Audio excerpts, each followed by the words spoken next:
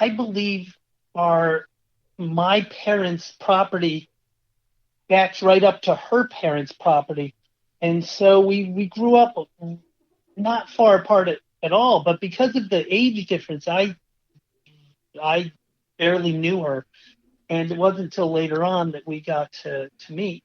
And she's been doing a lot of FKTs, and she was interested in this trip. And she said, and I'm like, oh, I wonder what the FKT is. And she said, it's never been done. So as long as you finish, you get the FKT. And so she was telling Henry and myself that. So we're like, oh, that might be great if Katie goes and Bethany and Henry and myself. That'll be great. We can share snowshoeing and everything else. So we, as things got closer and closer, we were planning on it. But then Katie, for one reason, couldn't make it. And then Bethany, for another reason, decided not to go on it. But Henry and I were already kind of down the road of planning on it. So we said, well, if they're not going to go, we can at least attempt it. And if nothing else, what I was really using this trip for is to really train Henry on his winter camping skills and to see how much staying power he has when the going gets tough and it's cold and you're tired and you're hungry. And because if he wants to do bigger peaks in his life, which he wants to do, there's no better training ground than the Adirondacks for cold, dark, hard conditions.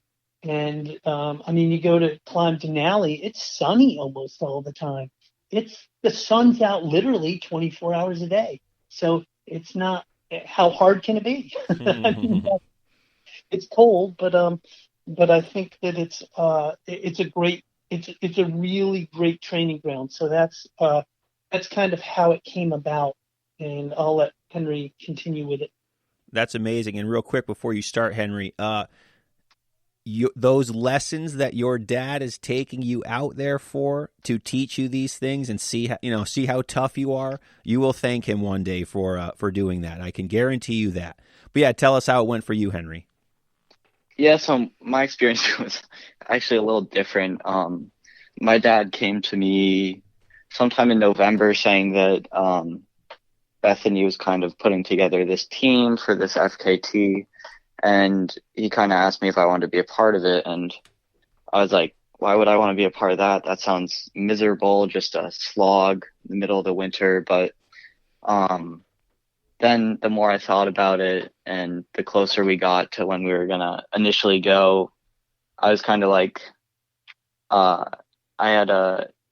it changed the more I thought about it. And I was like, this would be like maybe not fun a lot of the time and definitely hard, but that's like what you love about challenges is how they push you mentally and physically, and sometimes the reward after completing a challenge is better than having fun the whole time. So then I kind of mentally committed to the idea of it, and then we kind of pursued it from there. That's great. Henry, you are wise beyond your years. That is fantastic that you are not afraid of a challenge and you actually will welcome it and take it head on. I respect that a lot. So let's talk about the preparation you guys did for the trail. How'd you break down your trail itinerary? How'd you break down the map and your route? Did you have a certain amount of miles you were going for each day, or were you just going to do it and you go where you go? How'd you break that down? We'll have you, Henry, describe this. Sure. So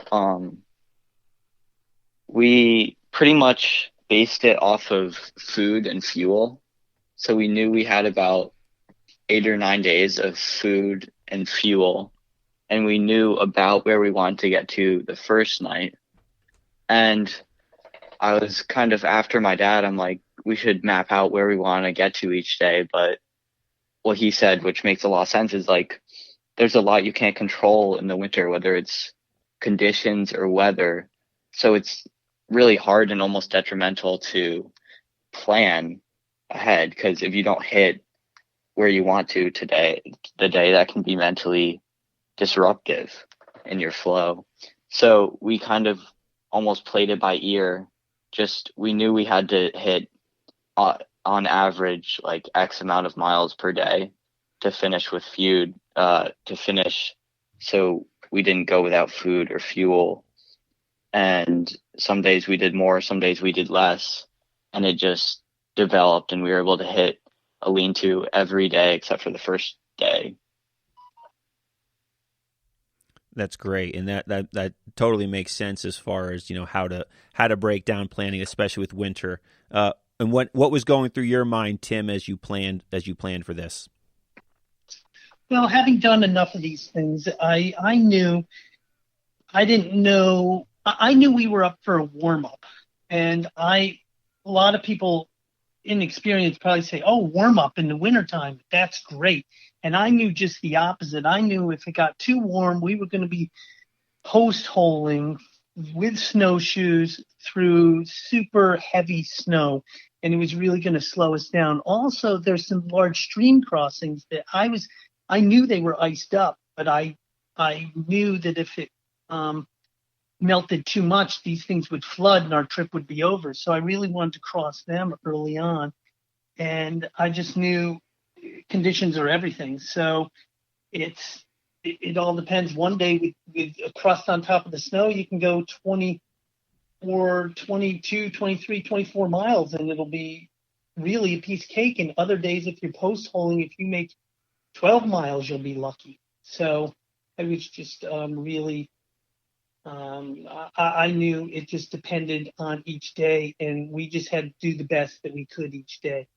Sure. So now when you were hiking, did you kind of take it each day, like literally lean-to by lean-to? You'd get to one, and there's obviously a certain amount of, kind of minimum miles you're trying to go and playing it by ear how it's going, but were you kind of judging, let's say like towards the end of the days / middle of the days, were you then getting the map out and saying, based on how the morning went, I think we can get to here? Or were you going like lean-to, yep, we can make it to the next one, go to the next one, go to the next one? Is that how you broke it down, basically, while you were out there? Well, I knew that we wanted to finish. So in order to do this, this is kind of like a technical climb, and you have to narrow down every piece of gear, all your fuel, everything else. I knew we had 9 days of food. We wanted to finish in 8 days, but I had 9 days of food and fuel, just barely. And so by doing it in 8 days, I think we had to average 17.25 miles per day. And so I knew any days that we could push and get 18, 19, 20 miles, we had to do that. And then because I knew there were going to be some days that we could probably only do 14 miles a day. So that's really how I planned the trip. Sure, that makes perfect sense. Now, let's real quick talk gear and food. So, what did your backpacks weigh when you started, and then what was your gear list that you guys had with you in your backpacks? And then we'll talk food after. But let's start with gear that you planned with. Yeah, so the weight of Tim's pack at the beginning was 40 pounds, and my pack was 38 pounds. And those weights are including 3 pounds of water and snowshoes, which were about 4 pounds, but not the gear that we were wearing. And Sure. then as for a gear breakdown, Tim, do you want to take that? Sure. So in terms of, do you want to know exactly what gear we had? Yeah, sure. Take us through what you guys brought with you. How much clothes, change of clothes, layers, the whole shebang, what you guys brought. Okay, so I'll back up a little bit.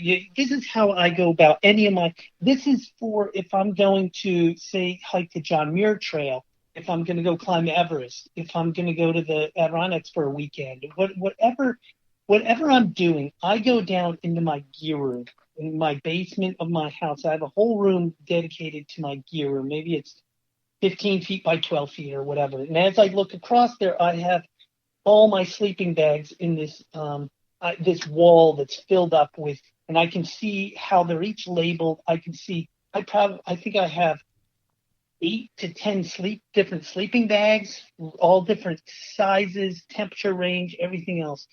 I also have a range of tents. I probably have 8 to 10 tents. I have sleeping pads. I have everything from whether I'm, again, for whatever adventure, I have a whole,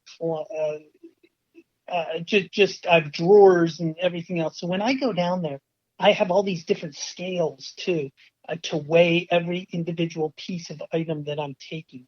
And so what I do is I start, and I have different lists too. I have lists for ultra lightweight summer hiking. I have them for 3-season. I have them for winter camping. I have all different lists for all different things. I have a whole list of fuel. What fuel am I using? Canister fuel? How much am I melting snow or anything else? So I have all these lists I've developed over the years. And so what I start with is on top of my list, backpack. So I have 12 backpacks. So I select one for, and of course, Henry's at school while I'm doing this. He goes to a boarding school. So I'm left to pack a bunch of this. He did help. He did have a day. We had one day to pack for most of this, but I had to do a little pre-packing. But I select a backpack, which we used Hyperlights. They were, I don't know which model, but they're basically 2-pound packs. And then I selected 0-degree sleeping bags, of which it'll be interesting. I don't own a sleeping bag that's any warmer than 0-degree. And I've slept at 27,300 feet. I've slept in Alaska. I've slept all over the world. I don't believe they should even sell, unless you go into Antarctica or the Arctic, I don't believe you need a sleeping bag that's more than 0-degree. So then I pack our sleeping pads, our stoves, I have a titanium pot that I use. But each of these individual items, I'm weighing them. I'm weighing two things. One, do I absolutely need this or do I not need it? And then second, if I do need this, what's the lightest possible way I can go about? Because a lot of these, you can pack so much weight that it's really it's hard to make miles up. And I know for Henry and me to make the miles we needed to be as uber light as possible. So, I ordered different kind of boots for this that were, they were leather boots actually, which I don't usually use, but I thought worked really well on this. We knew we had to do a lot of miles. And we knew we'd have snowshoes on. We couldn't use double boots. I feel they would have been too heavy. Maybe we'd get blisters. So each individual, everything we had was weighed out, and really our base weight for this was about 18 pounds. Everything in my pack. That did not include water, snowshoes, fuel, or food. But to go 18 pounds, everything for 8 days out in the wilderness, I think is a pretty good, is a pretty light pack. Yeah, definitely, especially in the wintertime. What were you guys bringing with you as far as layers go to hike in and then for sleeping at night? Yeah, I can take this one. So for me, I had basically a base layer that I don't think I ever took off the whole trip, which was just like long underwear top and bottom. And then on top of that, I had kind of an array of fleeces and jackets that I could adjust and wear over one another just for optimal, depending on the temperature. So I believe I had 2 fleeces, just like both Patagonia fleeces, and then on top of that I had another Patagonia synthetic jacket, and then other than that I had a shell, which was basically a light steel, just shell jacket, and then steel shell pants. All right, great, great. And how about you, Tim? What did you have for the layers, and what did you like to hike in?